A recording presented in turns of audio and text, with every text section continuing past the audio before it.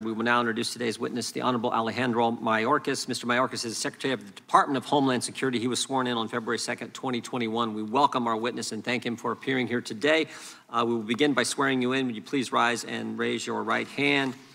Do you swear or affirm under penalty of perjury that the testimony you're about to give is the truth and to correct to the best of your knowledge, information, and beliefs, so help you God?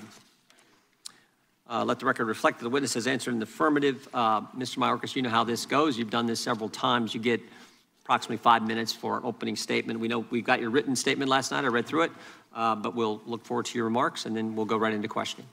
Thank you very much, Mr. Chairman, Ranking Member Nadler, distinguished members of this committee.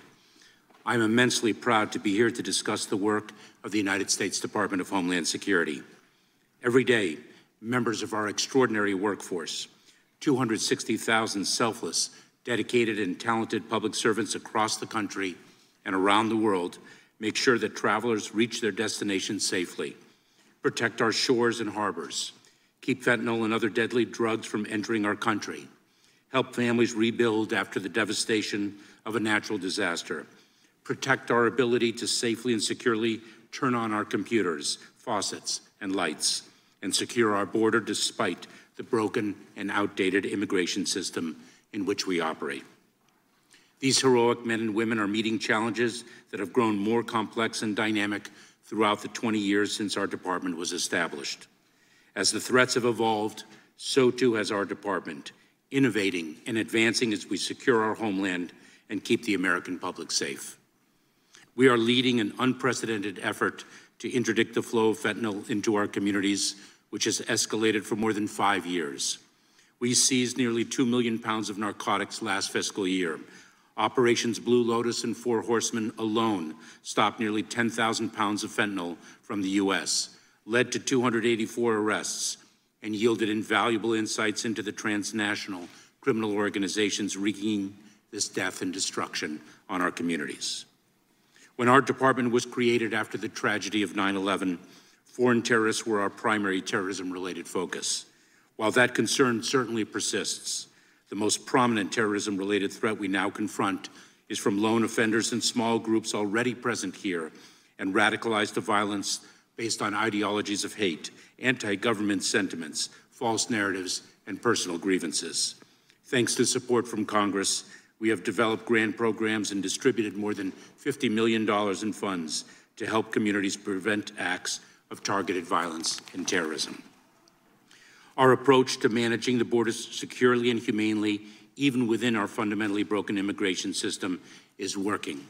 Unlawful entries between ports of entry along the southwest border have consistently decreased by more than half compared to the peak before the end of Title 42. Under President Biden's leadership, we have led the largest expansion of lawful, safe, and orderly pathways for people to seek humanitarian relief under our laws, at the same time imposing tougher consequences on those who instead resort to the ruthless smuggling organizations that prey on the most vulnerable. We secured the first increase in Border Patrol agent hiring in more than a decade, and our campaign to disrupt and dismantle human smuggling networks has resulted in the arrest of nearly 14,000 smugglers. We have taken bold and decisive action to counter the cybersecurity threat from nation-states like the People's Republic of China, Russia, Iran, and North Korea, and from cyber criminals around the world who target our critical infrastructure and seek to hold schools, hospitals, police departments, and other institutions vital to our daily lives hostage for ransom.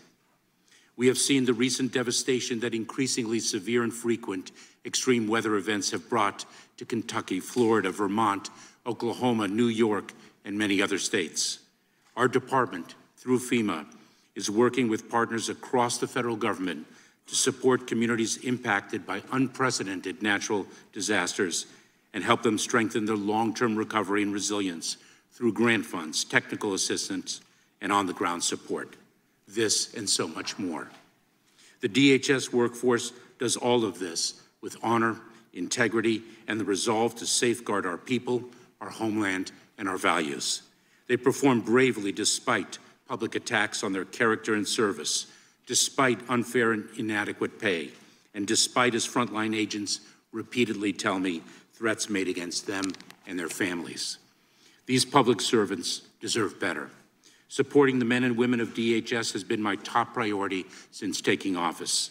We have expanded departmental efforts to solicit and incorporate feedback from personnel across all components and all levels, worked to ensure that every employee works in a high-quality facility, made new resources available across the department for employee mental health and well-being, and earlier this week, facilitated long overdue pay fairness for TSA personnel. Our department and this Congress need to work together as partners to address the threats and challenges America faces. We must fix our broken immigration system, fund the continuing protection of local communities, disrupt and dismantle transnational criminal organizations, and implement the latest technologies to advance our mission.